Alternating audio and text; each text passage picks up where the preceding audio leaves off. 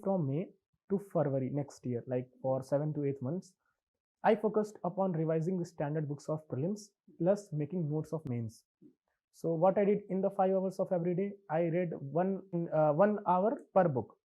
So what I did कि थोड़ा थोड़ा सब पढ़ना है, like subjects, all subjects. So that means हाँ, 5 subjects for prelims every day. 5 और 6 और जितने भी subjects हैं थोड़ा थोड़ा ही पढ़ें, but सब कुछ पढ़ें.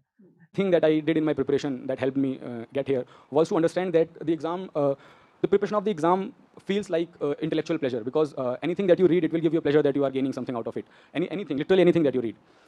But the truth is that you cannot reproduce it in exam. So my strategy was that to read as much as I could reproduce in the exam, not to read anything extra, and read only which I can remember. So if I bifurcate the examination in those 3 stages, if you take prelims, post the NCERTs, people will go for some other publications, they'll read some other books. So what this will ensure is that when a complex question might arrive in the prelims, you'll feel a bit confused. And in that confusion and anxiety, you'll tick the wrong answer and the overall question will go to waste. I started preparing while I was in class second year of the college, and my focus was to clear the concepts as much as I can. So instead of complicating the simple things, I tried to simplify the things, and I tried to focus on the basics, NCERTs, newspaper reading. Never ignore your basics, the tests, the previous year papers, the syllabus, never ever ignore them. So don't make UPSC attempt itself as your life. So enjoy whatever you are doing, learn as if you are learning for life. Don't read only for exam, read for your life, read for understanding. That is what probably helped me also. Solve multiple tests for both prelims as well as the mains examination. और फिर मैं ज़्यादा से ज़्यादा mock papers attempt कर लेता था. Markets में अवेलेबल रहते हैं बहुत सारे इंस्टीट्यूशंस के भी. तो मैंने वो क्वेश्चंस लगभग 60-70 मॉक पेपर्स अटेंड कर लिए.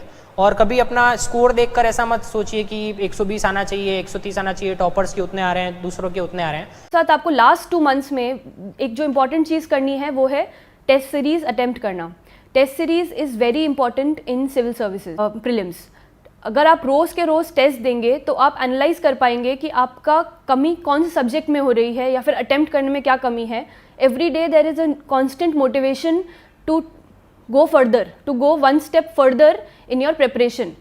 तो मैंने जैसे कहा कि प्रीलिम्स के लिए हमें बहुत सारे टेस्ट सॉल्व करने हैं. Prelims is about avoiding the negative markings, क्योंकि 30-40 क्वेश्चंस ऐसे रहते हैं आउट ऑफ 100 कि सबको आते हैं. लेकिन उसके बाद जो स्कोरिंग है, उसके बाद जो हमें कट ऑफ क्लियर करना है, it all depends about how we avoid the negatives. For prelims, the strategy should be to cover all the aspects of the syllabus without neglecting any topic as such, because generally the paper would be balanced with covering all major topics such as geography, history, economy, art and culture, science and technology, and current affairs.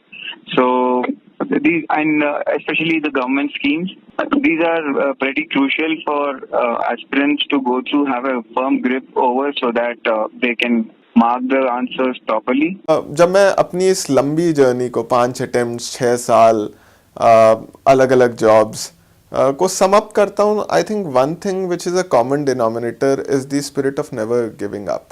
That persistence helped me sail through, and